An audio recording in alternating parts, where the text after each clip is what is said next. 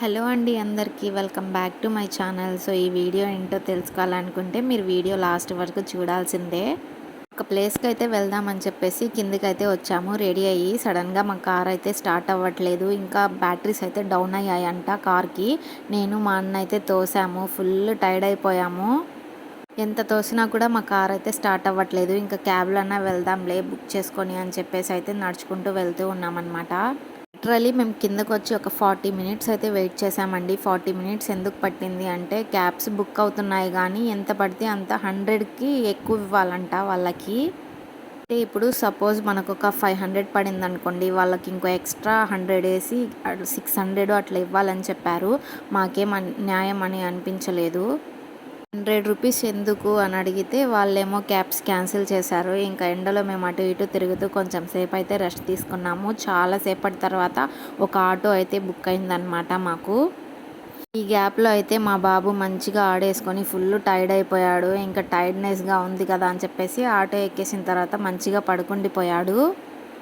మేము బయలుదేరినప్పటికీ 4:45 అయ్యింది టైము. ఆ టైంలో కూడా వేడిగా వస్తుందన్నమాట గాలి అయితే ఆటోలో కూడా. బయట అయితే ఫుల్ ట్రాఫిక్ ఉంది. ఏ టైంకి వెళ్తామో తెలీదు. 1.5 అవర్ అయితే పట్టింది మాకు అక్కడికి చేరుకోవడానికి. ఇక్కడ కనిపిస్తుంది కదా, ఇది మొత్తం మెరీనా బీచ్ అనమాట. మేము చెన్నైలో ఉండి ఆల్మోస్ట్ 2 ఇయర్స్ అయిపోతుంది. ఈ 2 ఇయర్స్ నుంచి మెరీనా బీచ్కి ఒక్కసారి కూడా వెళ్ళలేదు. ఎందుకంటే మాకు చాలా లాంగ్ ఉంటుంది మా ఏరియా నుంచి మెరీనా బీచ్కి రావాలంటే. లిటరల్గా 2 అవర్స్ పడుతుంది ట్రాఫిక్లో. ఈ మధ్య చెన్నైలో కొన్ని ప్లేసెస్లో ఇలా రెడ్ సిగ్నల్ పడితే హార్ట్ సింబల్ వస్తుంది. అలా ఎందుకు పెడుతున్నారు, మీకు ఏమైనా తెలిస్తే నాకు కామెంట్లో చెప్పండి. నేనేమనుకుంటున్నా అంటే ఆ టైంలో చాలామంది ఆఫీస్ నుంచి ఇంకా చాలా దూరం నుంచి డ్రైవ్ చేసుకుంటూ వస్తూ ఉంటారు కదా, వాళ్ళ కోసం స్ట్రెస్ లేకుండా ఒక చిన్న స్మైల్ కోసం ఏమన్నా పెట్టారేమో అని అయితే అనుకున్నాను. సో ఈ ప్లేస్కి అయితే వచ్చామన్నమాట మేము, గ్లోబల్ విలేజ్కి.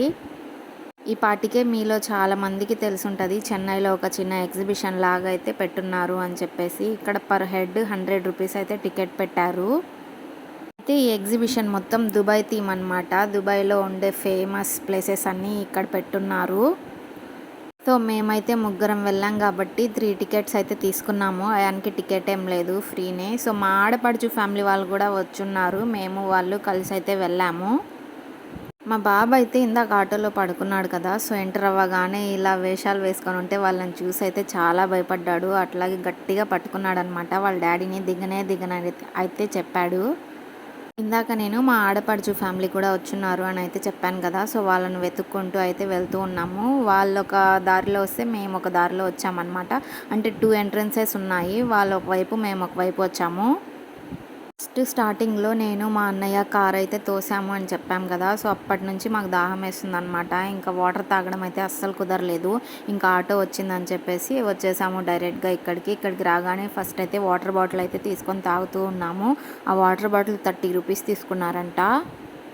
ఇక్కడ ఈ హర్రర్ హౌస్ చూసారా, ఇది చూడగానే మా బాబు ఇంకా భయపడిపోయాడు. అక్కడ నుంచి కాంచనాల సౌండ్ వస్తుంది కదా, అంత పెద్ద సౌండ్ సిస్టమ్స్ పెట్టేసి ఉన్నారనమాట. భయంకరంగా అయితే సౌండ్స్ వస్తూ ఉన్నాయి ఆ హర్రర్ హౌస్ దగ్గర. ఇంకా అక్కడ నుంచి అయితే ఇంకా మేము కొద్ది దూరం నడుచుకుంటూ వస్తే ఇక్కడ ఈగలు ఇంకా పాండా అయితే ఉన్నాయి. చూడ్డానికి చాలా బాగా అనిపించింది. వాటితో కూడా ఆడుకోను అని అయితే చెప్పాడు. మా బాబు భయపడిపోయాడు ఫుల్గా. ఇంకా ఏదో ఒకటి కొనిపిస్తే బొమ్మలు అలాంటివి గమ్ముగుంటాడులే అని చెప్పేసి ఇక్కడ టాయ్స్ సెక్షన్కి అయితే వచ్చాము. ఏదో ఒకటి తీసుకుందాంలే అని చెప్పేసి. మా బాబుకి ఆల్రెడీ ఇంట్లో ఒక పెద్ద బాక్స్ నిండుగా ఉన్నాయన్నమాట టాయ్స్. మళ్ళీ ఎక్కడికి వెళ్ళినా సరే అవే టాయ్స్ కావాలంటూ ఉంటాడు. మీ బాబు కూడా ఇంతేనా, నాకు కామెంట్ చేయండి. సో ఇక్కడ షాపింగ్ చేద్దాంలే అని అయితే ఒక షాప్లోకి అయితే వచ్చామన్నమాట. నేను షాపింగ్ చేద్దామని అయితే వస్తే నాకేం నచ్చలేదు. ఇంకా మా అన్న మా హస్బెండ్ అయితే తీసేసుకున్నారు.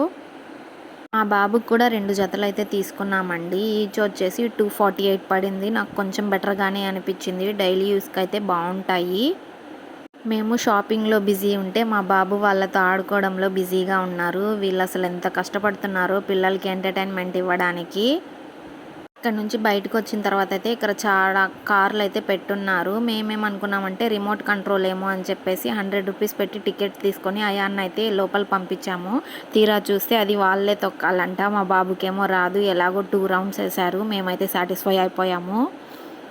నాకు పర్సనల్‌గా ఏమనిపించిందంటే, ఈ దుబాయ్‌ని ఇక్కడైతే దింపేశారనమాట. సేమ్ డిట్టో అట్లాగే ఉంది. ఒక్క సెకండ్ మ్యాజిక్ వరల్డ్‌కి అడుగు పెట్టామా అన్నట్టుగా అనిపించింది నాకైతే. నేనేమనుకున్నానంటే టికెట్ రూ. 100 కదా! లోపల చూడ్డానికి అంత ఏం బావుండదులే అనైతే అనుకున్నాను. కానీ లిటరల్‌గా అసలు డార్క్ అవుతున్న కొద్దీ ఎంత బావుందంటే ఇంకా చూడాలి, చూడాలి అనిపిస్తూ ఉండిందనమాట. నిజంగానే దుబాయ్‌లో ఉన్నామా అనే ఫీలింగ్ అయితే వచ్చింది మాకు.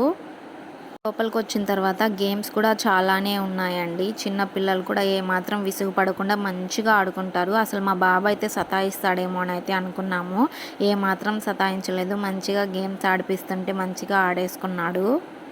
ఇదంతా తిరగడానికి, చూడడానికి చాలా అనిపిచ్చింది మాకైతే. తిరిగి వచ్చేటప్పుడు కాళ్ళు నొప్పులు, నిద్రపోయినప్పుడు కాళ్ళు నొప్పులు అసలు ఎంత టఫ్ అనిపిచ్చిందంటే 1½ కిలోమీటర్ అయితే నడిచాము. అంత థీమ్ ఉందనమాట చూడాల్సింది. ఇక్కడ చూసారా ఈఫిల్ టవర్ అండి. నిజానికి మనం అంత దూరం వెళ్ళి మనం చూడగలుగుతామా ఇలా ఎగ్జిబిషన్స్‌లో పెట్టినప్పుడు తప్ప. నేనైతే తనివి తీరా చూశాను అన్నీ. ఇక్కడ అంతా బానే అనిపించింది గానీ నాకు ఈఫిల్ టవర్ హైట్ ఇంకా కొంచెం పెద్దదిగా ఉంటే నేను సాటిస్ఫై అయ్యున్ను. నాకంత అనిపించలేదు. షార్ట్‌గానే ఉన్నింది. కొంచెం నమ్మబుద్ధి కాలేదనమాట. ఈఫిల్ టవర్ అంటేనే హైట్ ఉండేది కదా! సో, అలాంటిది హైట్ తక్కువగా చూసినప్పటికీ నాకైతే అలా అనిపిచ్చింది. ఇంకా కొంచెం ముందుకొస్తే ఇలా లైటింగ్స్ ఉంటే మా వాడు ఆడుకుంటూ ఉన్నాడు.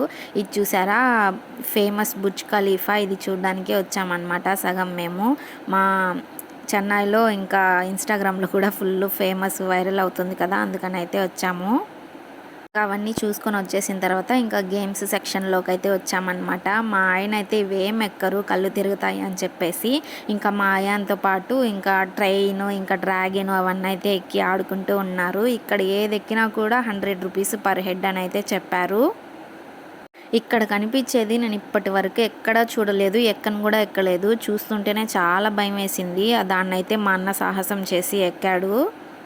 ఇంకా అంత తిరిగిన తర్వాత కొంచెమైనా రెస్ట్ తీసుకోవాలి కదా అని చెప్పేసి రెస్ట్ మోడ్లోకి అయితే వచ్చామన్నమాట. మాకైతే రెస్ట్ మోడ్ అంటే ఫుడ్ తినడమే. ఇంకా మా వాడి కోసం అయితే అయాన్ కోసం ఐస్ క్రీమ్ తీసుకున్నాము. మేము బజ్జీ తీసుకున్నాము. మా ఊరు సైడ్ అయితే ఆ బజ్జీ రూ. 20 ఉంటుంది. మీ ఊర్లో ఎంత ఉంటుంది కామెంట్ చేయండి. కానీ ఈ ఎగ్జిబిషన్లో మాత్రం రూ. 70 తీసుకున్నారు. ఇందాక చెప్పాను కదా మా బాబుకి ట్రైన్ ఎక్కిచ్చాము అని చెప్పేసి ఇంకా వాడొక్కడే కూర్చోలేడు కదా అని చెప్పి మా ఆయన కూడా ఎక్కారనమాట. ఇవైతే కూల్గా కూర్చుంటాడు ఇద్దరు కలిసి. ఫస్ట్లో అయితే ఎక్కినప్పుడు మా ఆయాన్ కొంచెం భయపడ్డాడు. తర్వాత వాళ్ళ డాడీని చూసి చక్కగా కూర్చున్నాడనమాట. ఇక్కడ ట్రైన్లో ముందు కూర్చున్నారు కదా తను మా అన్నయ్య అనమాట. అంటే మా ఆడపడుచు వాళ్ళ హస్బెండ్ నాకు అన్నయ్య అవుతారు. తను ఇంకా పాప ముందు కూర్చున్నారు. ఇంకా అది ఎక్కేసి వచ్చేసిన తర్వాత ఇక్కడ డ్రాగన్ ఉంటుంది కదా దీనికి రూ. 80 అనుకుంటా. సేమ్ వాళ్ళ ఫ్యామిలీ ఇంకా మా ఆయన మా బాబు అయితే ఎక్కారు దీన్ని. ఆయన కూడా చూడండి చిన్న పిల్లోడిలాగా ఎంజాయ్ చేస్తూ ఉన్నాడు. సో, ఈ గ్యాప్‌లో నేను, మా హస్బెండ్, ఇంకా మా ఆడపడుచు, మా అన్నయ్య కలిసి జెయింట్ వీల్ ఎక్కడానికెళ్ళాము. చాలా పెద్దదిగా ఉంది. ఇంకా మా అన్న దగ్గర ఇచ్చేసాననమాట అయాన్ని. వాడు ఏడుస్తున్నాడని చెప్పేసి ఇక్కడికి తీసుకొనొచ్చి హెలికాప్టర్ అయితే ఎక్కిచ్చాడు. మొత్తం తిరిగేసి అయితే బయటికొచ్చేసాము. ఇక్కడ క్యాబ్ కోసం బుక్ చేసుకొని వెయిట్ చేస్తూ ఉన్నామన్నమాట. నావీ లొకేషన్ దగ్గర. ఆ లొకేషన్‌లో మాకు క్యాబ్స్ దొరకడం ఒక హాఫ్ అన్ అవర్ డిలే అయిందనమాట. ఇంకా హాఫ్ అన్ అవర్ తర్వాత ఒకటి కన్ఫర్మ్ అయింది. ఇంకా ఎక్కేసి అయితే ఇంటికి వచ్చేస్తున్నాము. అంతే అండి. ఇంకా వీడియో మీకు నచ్చితే లైక్ చేసి సబ్స్క్రైబ్ చేసుకోండి.